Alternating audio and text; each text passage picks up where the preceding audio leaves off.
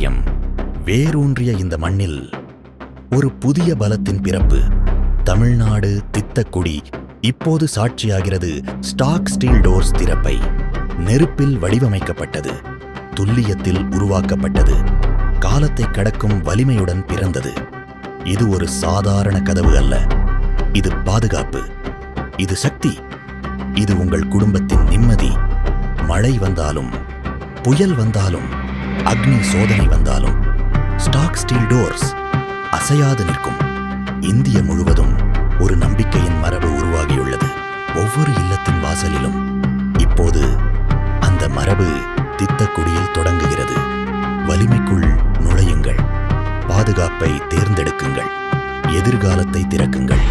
Stock steel doors, இந்தியாவின் கதவு.